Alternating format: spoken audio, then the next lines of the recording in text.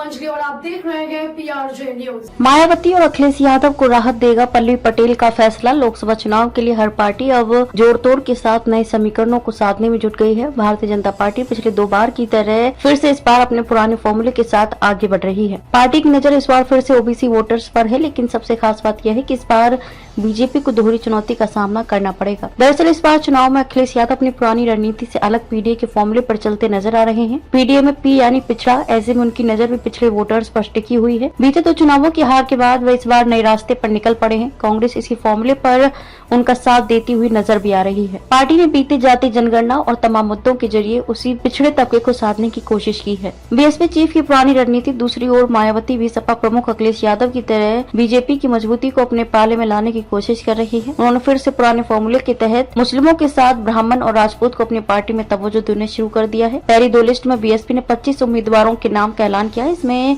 सुरक्षित सीटों पर 7 मुस्लिम उम्मीदवार उतारे तो 4 ब्राह्मण उम्मीदवारों को भी मौका दिया है। इसके अलावा बीएसपी ने राजपूत और जैन को भी इस बार अपने लिस्ट में तवज्जो देने की पूरी कोशिश की है। यहाँ गौर करने वाली बात यह है कि ब्राह्मण और राजपूत समाज का बड़ा तबका इस वक्त बीजेपी के साथ है, यानी मायावती भी बीजेपी के वोटर्स में ही सेंध लगाने की कोशिश कर रही है। ऐसे में अखिलेश यादव और मायावती पूरी तरह बीजेपी की मजबूत कड़ी को एक साथ चुनौती दे रही है। अपना दल के फैसले का क्या होगा असर? अब पल्लवी पटेल की पार्टी अपना दल कमीरावादी ने आगामी चुनाव में असुद्दीन ओवैसी, प्रेमचंद्र बिंद और बाबू रामपाल के पार्टियों के साथ गठबंधन कर चुनाव लड़ने की तैयारी की है। अब राज्य में पश्चिम की 8 सीटों पर नामांकन खत्म हो चुका है, जबकि 8 सीटों पर नामांकन अगले 3 दिनों में खत्म हो जाएगा। यानी कि ये गठबंधन अब पश्चिमी यूपी से बाहर अवध और पूर्वांचल पर फोकस करेगा। तीसरे मोर्चे के नेता पल्लवी पटेल, प्रेमचंद्र बिंद और बाबू रामपाल ओबीसी समाज का प्रतिनिधित्व करते हैं, जबकि राज्य में करीब 37% ओबीसी वोटर्स हैं। अब पश्चिमी यूपी के बाद अब अवध और पूर्वांचल में चुनावी रणनीति को ये नेता धार देंगे तो बीजेपी के लिए सीधी चुनौती होगी, क्योंकि इन दोनों ही इलाकों में ओबीसी तबका पूरी तरह बीजेपी के साथ रहा है। राजनीति की जानकारियों की माने तो आगे इन तीनों नेताओं के चुनाव लड़ने का असर पूर्वांचल और अवध के इलाके में देखा जा सकता है। अगर इन्होंने मिलकर चुनाव लड़ा तो बीजेपी के ओबीसी वोट में सेंध लगा सकते हैं। ऐसे में बीजेपी के खिलाफ इनके चुनाव लड़ने से मायावती और अखिलेश यादव को राहत मिलने की संभावना है।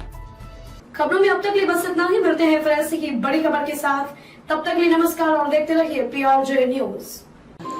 अगर आपको वीडियो पसंद आई हो तो लाइक, कमेंट व शेयर करें और हमारी YouTube चैनल PRJ न्यूज को सब्सक्राइब कर बेल आइकन को प्रेस करें।